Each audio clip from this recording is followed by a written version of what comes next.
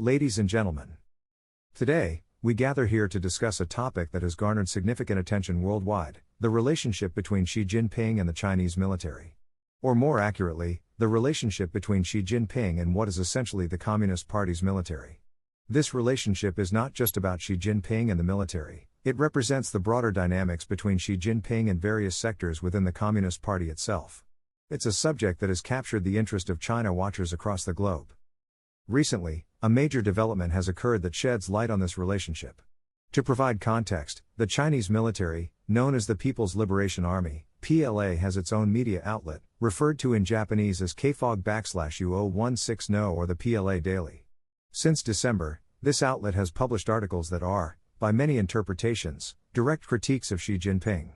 These articles boldly point to the deteriorating relationship between Xi Jinping and the military, a relationship that has reached an impasse where neither side seems to hold absolute superiority. Since Xi Jinping assumed the role of president, he has consistently intervened in military appointments, systematically sidelining individuals he deems inconvenient. Despite these efforts, his control over the military has not solidified.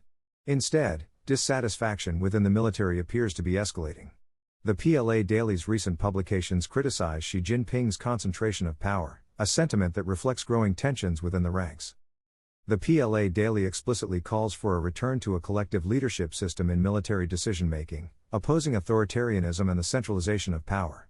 Under the Communist Party's Military Commission, a body composed of both military leaders and Xi Jinping himself, key decisions are meant to be made collectively. However, the current reality paints a different picture, one where Xi Jinping's voice dominates. The critique from the military media is clear: the centralized decision-making by one individual is unacceptable. The PLA Daily's insistence on collective leadership underscores resistance to Xi Jinping's consolidation of power. This narrative aligns with broader themes of inter-party democracy, a term that may sound incongruous given the Communist Party's history, but which here signifies a call for decision-making through consensus rather than unilateral decrees. Let's delve deeper into what inter-party democracy means in this context. Within the military, major decisions, particularly personnel appointments, are traditionally expected to be made through consensus among military representatives and Xi Jinping. While this is the formal structure, the reality has been Xi Jinping's dominant role, sidelining collective input.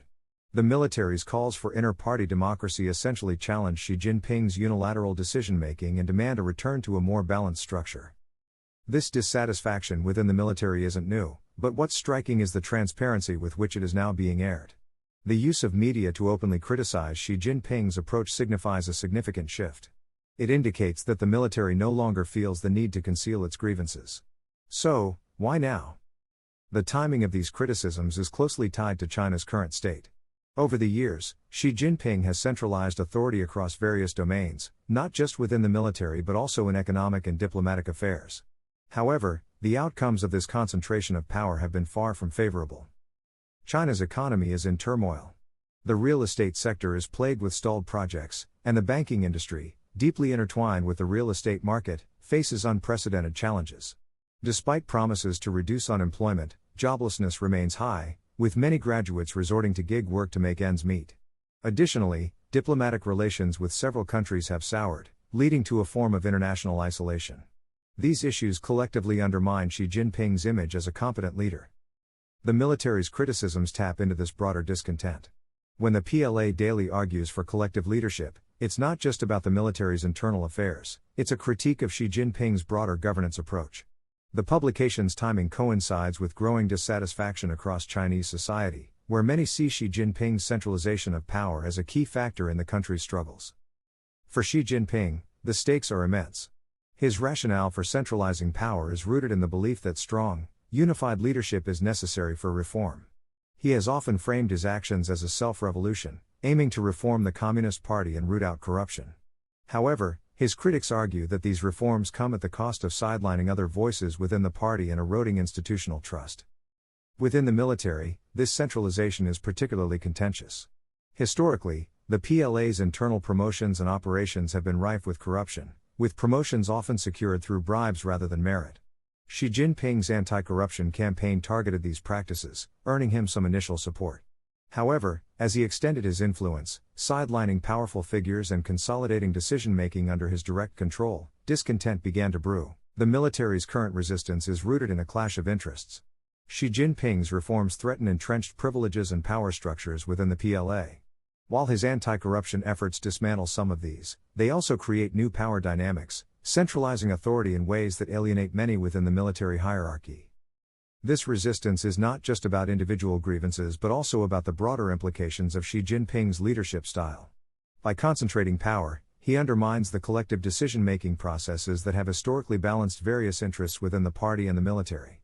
The calls for inter-party democracy and collective leadership reflect a desire to return to a system where power is more evenly distributed.